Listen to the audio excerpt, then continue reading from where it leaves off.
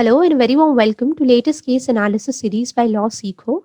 Now, I'm sure all of us must have read about, seen debates or debated about the Citizenship Amendment Act and the protest which ensued in different parts of the country.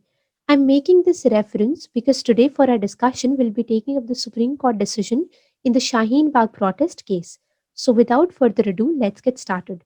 The name of the case is Amit Sani versus Commissioner of Police and others. It's a Supreme Court decision which is dated 7th of October 2020. Then it was decided by a three-judge bench consisting of Honorable Justice Sanjay Kishan Kaul, Justice Anirudh Bose, and Justice Krishna Murari. Now let's proceed and understand the issue of law. So the court was to decide whether right to protest under Article 19 of the Indian Constitution is absolute both in terms of the place and the number of persons engaged in the protest.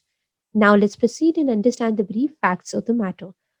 So, right after the enactment of the Citizenship Amendment Act, protest broke in Delhi and different parts of the country, and the constitutional validity of this act was therefore challenged before the Supreme Court, which is still pending. Similarly, a writ petition was also filed in the Delhi High Court against the methods which were adopted for protest, which resulted in the closure of the Kalindi Kunj Shaheen Bagh stretch, including the Okla underpass, from 15th of December 2019, which is essentially 2-3 days after the Shaheen Bagh protest broke. Now, the main contention of the petitioner was that public roads could not be permitted to be encroached upon, and therefore he sought clearance of the same. The court disposed of this petition on the very first day and observed that no specific writ, order, or direction can be issued as to how to handle the agitation, and no such specific writ, order, or direction can be passed or issued even on the place of protest or traffic regulation, as the same would be determined on the base of the ground reality. So the court very rightly noted that in such protest, the ground reality changes every 10 minutes. So the court cannot pass an order on the basis of an anticipation which may fall flat on the ground reality. Therefore, the court directed the respondents to look into the grievances in accordance with the law and while considering the larger public interest and the maintenance of law and order situation. The respondents, the court noted, have every authority to take control of the traffic in larger public interest. Now, aggrieved by this decision of the Delhi High Court, a special leave petition was preferred before the Supreme Court because the situation remained the same, because the protest was still going on. Now, when this SLP was preferred before the Supreme Court, then intervention applications were also filed, and these intervention applicants, they claimed to have to be filing these applications in the best interest of the agitators, and they identify themselves as the sympathizers of these protesters. The court, by its order dated 17th of February 2020, put a question before these councils, and the court stated that there may be persons of different points of view who may seek to emulate this protest, leading to chaos. So, such kind of protest were thus required to cease in public on public ways everywhere. So, the court made an observation that such protests are required to cease on public ways everywhere. The court therefore noted that despite the challenge to the Citizenship Amendment Act before the Supreme Court, right to protest, it cannot be taken away, but there has to be certain regulation on when and where this protest can be carried on. And hence, while this discussion was going on, this question arose.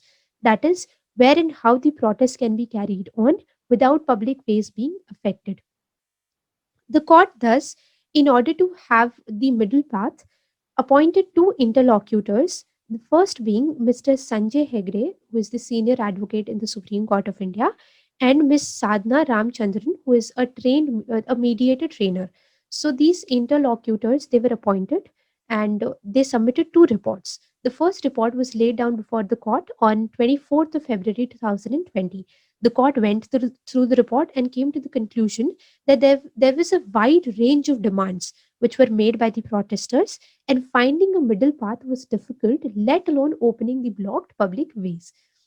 Now, the proceedings in this matter, it had to be adjourned due to the northeast Delhi riots which broke in February this year. The second report was placed before the court on 22nd of March 2020. The court, after going through the report, came to the following conclusions. A being that views of the protesters, which they expressed in public and which went out to the media, it was different from the views which they expressed in their public conversations. Second being with respect to the strength of the protesters. So it was noted that approximately there were 75 to 100 women inside a tent, while there were 200 persons or people who were outside the tent. Now, with respect to public place occupancy, it was stated that the tent occupied half of the carriageway, while the remaining half it was occupied by creating facilities like a library, a large India Gate model, and a big and difficult to remove metallic 3D map of India. Fourthly, with respect to the nature of the protest, the court noted that there was an absence of single leadership and there were many influencers which were protesting together, having intersection of various themes which were there in the protest. So the court noted that Shaheen Bagh protest no longer remained the sole and empowering voice of women who later did not even have the ability to call off the protest themselves because there were so many influencers and so many leaders. And then the court noted later on that greater wisdom prevailed over the protesters, and with God's hand, that is the outbreak of the COVID 19 crisis and police action, the site was clear. So, in a way, the relief which was sought has been granted. Now, let's proceed and understand the case of these each of the parties or the stakeholders in this case. So, the first being the intervention applicants. So, the counsel for these applicants contended that there is an absolute right of peaceful protest, both in respect of the space and number of persons who can engage in such protest. Secondly, that rights under Article 19A, 19.1a and Article 19.1b, they can only be circumscribed, that is, they can only be restricted or tamed down by clauses second and third, and the only applicable aspect would be public order. So essentially, clauses 2 and 3 of Article 19, they provide for certain grounds on which restrictions can imposed on these fundamental freedoms. So public order is one such restriction, and the council contended that only public order restriction would be attracted in the present case, and the restriction that they also need to be exercised by this power of imposing restriction, it needs to be exercised in a reasonable manner by the state. Now let's understand the case of the appellant. So the appellant essentially contended that such a situation should be avoided in the future and some norms may be laid down so that the public, the everyday business of the public is not hampered or hindered. Now let's proceed and understand the case of the Solicitor General. So the Solicitor General placed reliance on these following two cases to rebut the case of the applicant, and these cases being Himmatlal K. Shah versus Commissioner of Police Ahmedabad and another, versus Mazdoor Kisan Shakti Sangathan versus Union of India and another. We'll be taking up these cases for discussion in the later segments. Now let's proceed and understand the reasoning and decision of the court. So the court at the very outset noted or reflected on the fact that India has a deep history of protest owing to the unruly reign of the British India. So our entire freedom struggle is a reflection of how seeds of protest are deeply rooted in India. The court, however, made a distinction between the unruly rule of the British India and the freedom struggle and the protest, and the modes and manners of dissent which are different in a self-ruled democracy.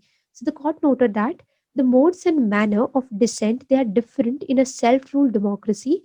Article 19 enables peaceful assembly and protest rights against actions or even the inaction of the state, and the state must respect and encourage protest.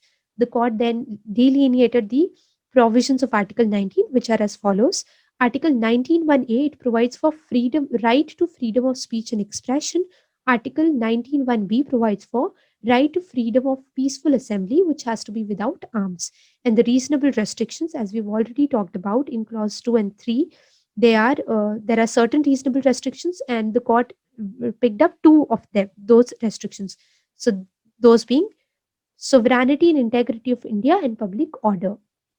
Now, with respect to the case of Mazdoor Kisan Shakti Sangathan, The court noted that each right, be it of an individual or that of a class, it does not exist in isolation. That is, it has to be balanced with contrasting right.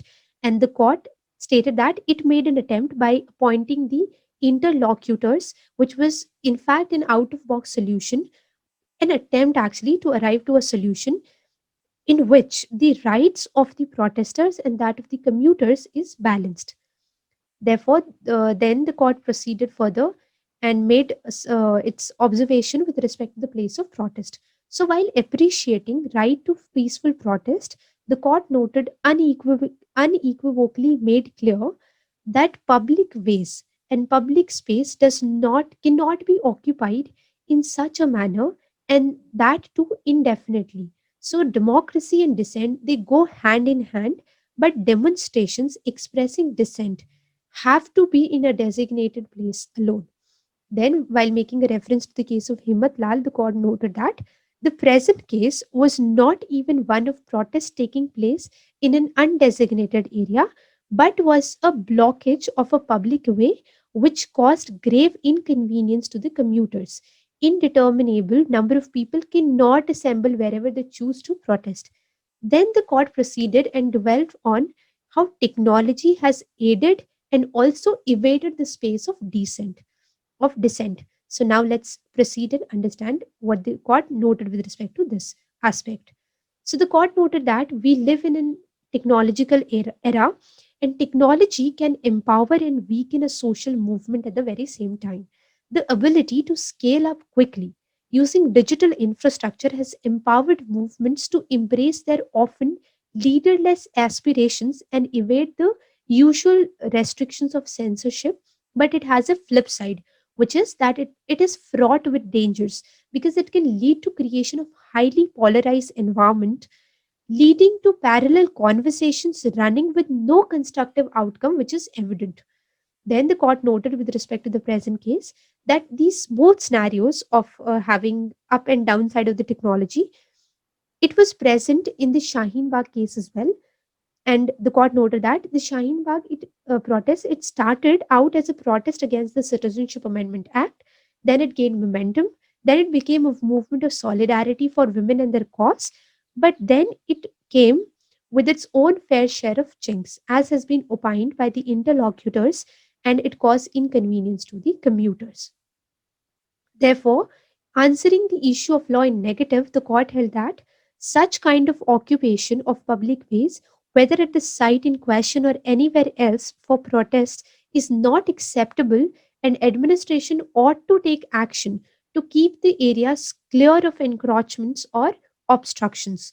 Then the court went on to discuss the role of court and how state should take actions and what is the interplay between these two entities. So the court noted that the High Court of Delhi should have monitored the matter rather than disposing it off. No doubt it is the responsibility of the respondent authorities to take suitable action. But then such suitable action should procure results as well. In what manner the administration should act is their responsibility, and they should not hide behind the court orders or seek support therefrom for carrying out their administrative function. The court further noted that the courts adjudicate the legality of actions and are not meant to give shoulder to the administration to fire their guns from. Unfortunately, despite a lapse of a considerable period of time, there was neither any negotiation nor any action by the administration, thus warranting for intervention of the court. So that's all we have for this case analysis. At the end of the note, you may find a list of abbreviation which you can refer to for a clearer understanding of the same. And if you have any questions or anything with respect to the case note or the analysis, kindly feel free to mention the same in the comment section. Thank you for being with us.